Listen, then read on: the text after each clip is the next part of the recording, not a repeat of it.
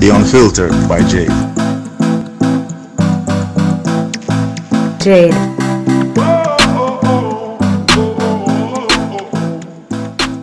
Welcome to The Unfiltered by Jade, where we get out of the box and dive into topics that are sidelined. I look forward to entertain, educate, and inspire. Feel free to like, share, subscribe, donate, and make everybody know about this.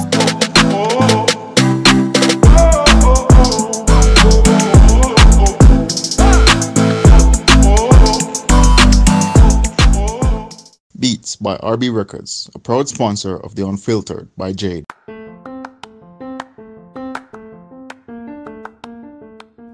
Shopping Assistance Jamaica takes the stress away. Our services include online and local shopping in Jamaica for individuals and businesses, personal shopping, purchasing of company and office supplies, importing and exporting small packages across Jamaica and worldwide, helping you to find unique gifts and items for all events and occasions. Contact us at 876-919-5195. Shopping Assistance 2015 at gmail.com. Follow Shopping Assistance on Instagram at Shopping Assist JA, at Twitter at Shopping Assist 5, and Facebook at The Shopping Assistance. Shopping Assistance, your style, your budget. Welcome back to the Unfiltered by Jade. Today we have with us Natasha, and she is the host of Disaster Dating 101 podcast. Hi, Natasha. Hi, Jade. Thank you for having me. You're welcome. So tell us a little bit about yourself. Other than, you have this podcast. Tell us why you decided to call it Disaster Dating. Just make a jump right into it. Yes, why? That is the question. Why? So I am Natasha Renee. I am a mother. I am a weirdo, as my friends say. And I am the creator and host of Disaster Dating 101 podcast. It was actually supposed to be a book. My friends always, I always tell them my dating stories and they think that they are so funny. So I was like, let me write a book called Disaster Dating 101, What Not to Do While Dating. That's right. And the issue was I didn't know if I wanted to find my Prince Charming or if I wanted to be single based off of, the typical book. Typical books, the woman finds her Prince Charming and they live happily ever after. And I'm like, I'm still single. So during quarantine, I was like, you know what? Let me just make this a podcast and just really tell my stories instead of using, the fictional character that I was going to use. And I mean, it's good because it can help other people because, people are also going through the same thing where they is concerned. So it's just another means of, opening up and being that transparent. But we're going to ask a question now because I came up on you when I was looking at some podcast group and I saw this one about having your ex and you're talking with your ex about what's happened. And I'm like, what in the world? So regular people don't want to do that with their exes. So tell us the backstory now. Okay, that you decided to talk to your ex and bring him on the show to talk about what had happened, what transpired, and you didn't even stop there. You went on to ask him questions that you wanted to ask him, and he doing the same for you. Tell us about that. Yes, so that was the first episode, Conversation with My Ex. And that's how I wanted the podcast to start. Is I'm like, who do I know that will be open without saying, too much bad, but will, be open about our relationship. So my ex is still my friend. His name is Greg. He's been on the show, so I can name. That's the only person that I can actually give a name to. Right. Everybody else I can't give a name to. And I asked him, I'm like, hey, do you want to just really be transparent and be open And because him and I have had these conversations before, like Mm-hmm. the what ifs, I'm sorry if we would have worked it out, or if we wouldn't have did this, or if we would have did this, it would have been this way. And I'm like, why don't we just be transparent and record it? Because I want people to know that, like, real stuff does happen. Mm-hmm. People you may think are the perfect couple and they aren't. Mm-hmm. So I just wanted us to have that real conversation. How did it feel to be that transparent and hearing what he had to say, and you telling him what was something that you wanted to talk about, or what you had to say to him? Well, I told him not to tell me what the questions were. Okay. So we Right. didn't discuss the questions. Right. Um some of them I was surprised. Even though he jokes around with some of the questions, and even with me, I don't think he was prepared for the questions. I was surprised. Even though, we both know that we hurt each other in some type of way, just Mm-hmm. kind of hearing it out loud again, because Mm-hmm. it was so long ago. Mm-hmm. It's just like, wow, like I didn't know you felt that way. So that answered some questions for you. Yes. And I feel like it was more closure also. Even though, like I said, him and I hadn't dated for years, I still feel like it was still some type of closure. Interesting, because some of the questions that I heard, I mean, you can talk about them, Mhm. because you guys were talking about rebound. How did that Yes. happen? Yes. So um and I can be, and I've been, that's the one thing about me. I've been very open and honest about a lot of my, with this podcast, about my relationships. Right. So he felt like he was the rebound officially. Like in Okay. the beginning, he felt like he was the rebound because technically him and I had dated. We broke up. I dated my kid's dad, and I Mm-hmm. had kids with him, and then, the kid's dad and I broke up. So he felt like, I was going to go back, that he Mm. was going to be the rebound, that it was consistently going to be a rebound. That's why we broke up, because somewhere in the back of his head, he consistently felt like it was not going to work. But I mean, you said in the same podcast, you had said it happened for the second time. He broke up with you for the second time. Yes. Second time, yes. I mean, okay, so after the first So I time, broke up mm-hmm, with him first, and then right. he broke up with me after we tried to get back together the second time. And then after that, it was always like the what ifs. And he started dating someone right after we broke up. Mm-hmm.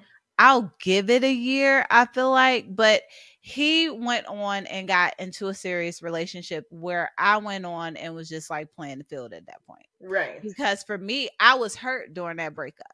Did you ever express that to him at that time? Not at that time.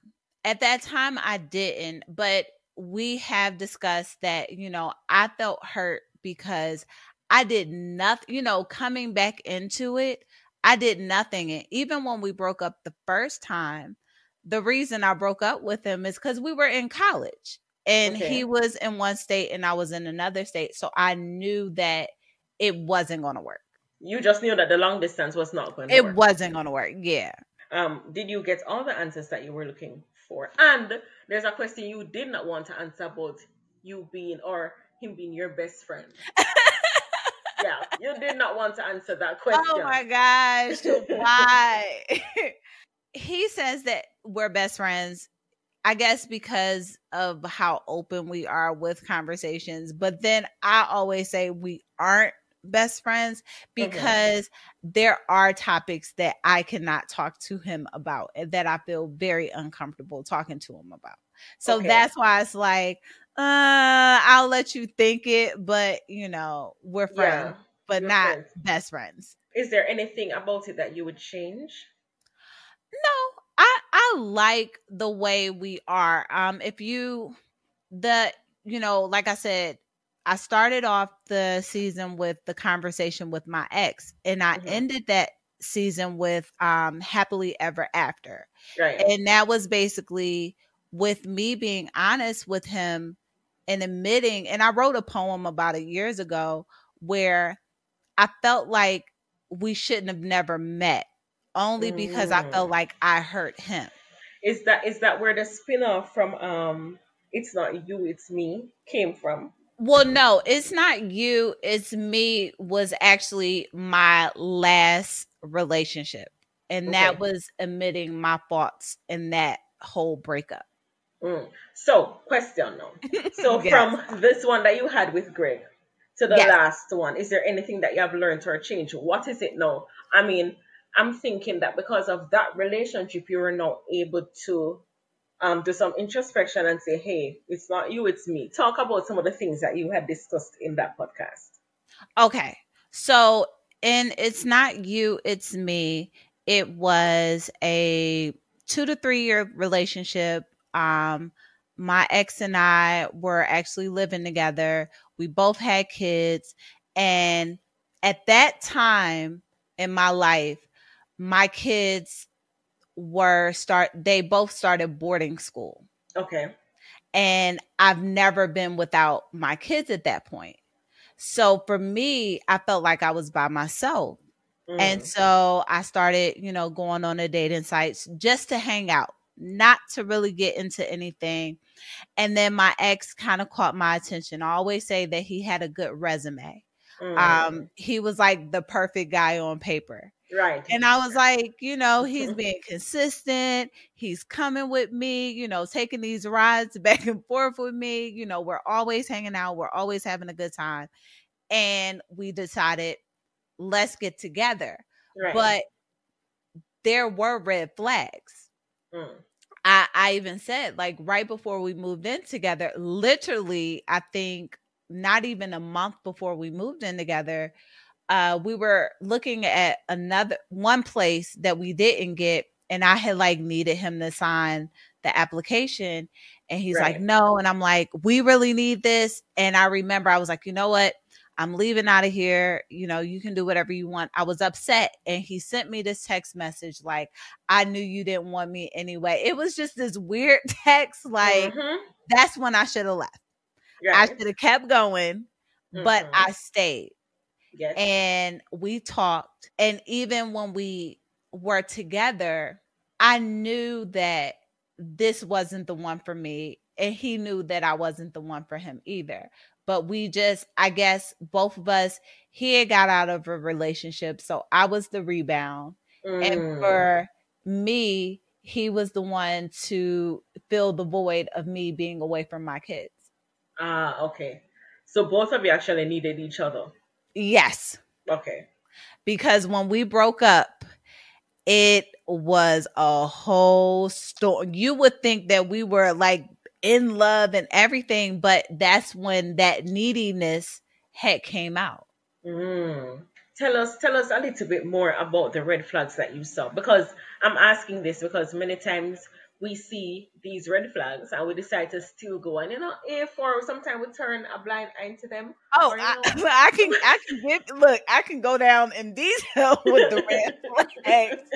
So, like I said, the application was the first thing. right. Then we got a place, and he's in the military, and he had to go away for a couple of weeks. But I moved into the place first, and he's like, well, I'm not going to move in until a month later. And I'm like, what? Like, how does this work? So that was like one. And then even with that, he's like, well, we're not official until we move in together. And at that point, we had Wow. almost been together for a year. And I was Oh. like, where did this Uh-huh. come from? Uh-huh. So then we go to the typical social media thing. Mm-hmm. We become friends on social media, Oh boy. and that is where it started, Uh-huh. because he had friends on there. And people, here's a hint, social media will tell on you. Yes, It's it not will. you. They don't know, like with the alerts, people see who your new friends are and Yes, they everything. do. Mm-hmm. And so apparently one of the exes had saw that I was on the page, and she would make comments about them being together. And I'm like, you need to shut that down. Yep. But I didn't know he was talking to her. He was talking to another ex, Oh and another dear. ex, and Oh another ex. dear. Oh He was talking dear. to all these women. So then you have the typical, I see your phone and I see you entertaining people. I still stayed. And even when I knew that he cheated, I was still willing to work it out because I didn't want to look like I failed. Because I already knew it was bad and I knew I shouldn't have went into it, but I felt like I had to prove to everybody else that it's going to work. I mean, and you don't want to look like the one that's always failing in relationships. Yep. You know, it can look that way sometimes. And it does. And it's more, and I've learned that we just attract the wrong people. Yeah, we do. But no, what is it that made you decide, okay, it's time to end this? True story. He saw that I was done. Okay. He saw that. What is it that he saw to say you are done? What is it that he saw? So I'm an introvert. Okay. I don't really go places by myself. I always want him to go places with me. And I started hanging out, doing the after work things. And he saw that I was coming home. And it wasn't even really late. It was just like 10 o'clock. But it was like, I'm not coming home straight from work. I'm not cooking. I'm partying. I'm coming home a little tipsy. And he said it. He's like, this isn't you. And I would just ignore him. And we got into a heated argument one time. I think it was on a Saturday, and I was downstairs watching TV. And we got into this heated argument. And then at that point, we stopped sharing the room together. And then when he started leaving me messages telling me if I don't come back, please donate my clothes and contact. I still got the text messages in my phone. I can show you. Look, I'm serious. He started sending me messages saying, please contact my mom. And here's the kicker. And I said this on one of my podcasts. When he's doing all this, I had just lost my sister. My sister died. Sorry about that. So I'm like, you're asking me to donate your clothes. You're asking me to do stuff for other people. And my sister literally died 2 days ago. Wow. So where was he to comfort you during that time? Oh, he didn't. For you? Oh, he was there. He didn't say anything to me. I ended up, he had asked me he texted me at work one day and was like, can you get hangers for one of my friends so we can ship it to her for some type of care package? Oh, wow. And he came home and he's like, why didn't you get the hangers? And I snapped. I'm like, my sister just died tragically and you're asking me about hangers? Oh, wow. Yep. And that's when I knew that like it could never work. Yes. Ever. No, he doesn't care about you at all. No. So I had at that point, I contacted our landlord and I even said, I need to get out this lease. I'm willing to find somebody to come in, but I have to get out for my health and my sanity. And that's where it ended. Yep. What is it that you have gained from all of this? Because no matter what relationship it is that we're in, there's something to gain. We always gain something to learn for the others. And I hear you guys talking about dating, and dating out there is hard. So after you tell us what you have learned, I want you to tell me exactly how is dating life out there. It's not hard. What I've learned is communication. We want stuff so quick. We don't get to take the time to get to know the person. What I've learned from that relationship is people don't see things the way we want them to see them. They're going to see them the way that they see them. And we have to learn to adjust to that. Yes. And it's either we can accept it or we can't. And we cannot change people. Yes. And I think that's what it is. We see the flaws and we're like, okay, but he'll change.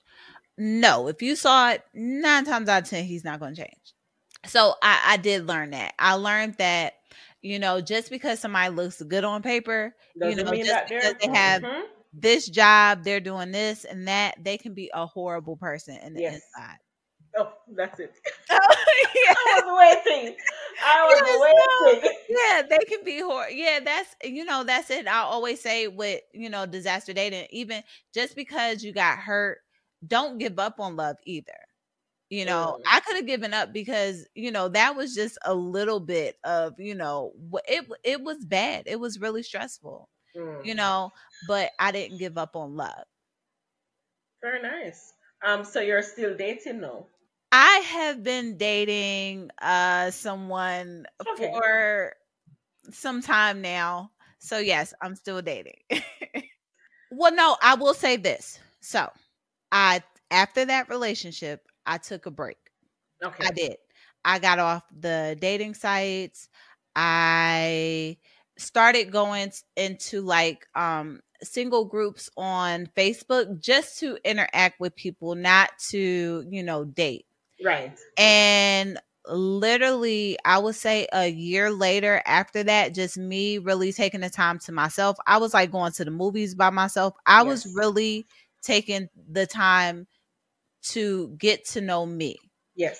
And I hung out for my birthday and I, got in contact with an old friend and we've been talking since. Nice. I like that. I like the breaks because not many people know how to after some terrible relationships, people don't normally take breaks.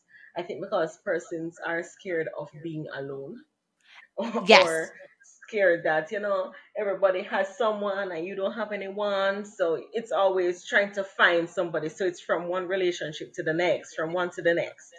And But you don't have sometimes, time to heal. right, you don't have time to heal, so it's very important to heal, so that at least when it is that we see something, we can say no, I want this, or no, this is not what I want, so we don't waste our time That's true. in something that it's not going to be beneficial to us, and it's just to fill in some space. Yes. Yes. So thank you so much for sharing. You're welcome. Yes. Thank you. I want you to let them know where it is that they can find your podcast and find your handle on Instagram. Okay, my Instagram handle for the podcast is Disaster Dating 101 Podcast. We are available on every major streaming uh, site except for Pandora. So you can find us on I just said, except for Pandora. You can find us on iHeart, Apple, Spotify, Anchor, Google. You can find us Everywhere. everywhere Everywhere. except for Pandora. Except for Pandora. Okay. Okay. Oh my goodness. Thank you. It was great talking to you. This was short. I know. Thank you Yeah, too. so it was great talking to you. And thank you everyone for listening to the Unfiltered by Jade. And we'll be here again next week, Tuesday. Bam bam bide, bam bam bide,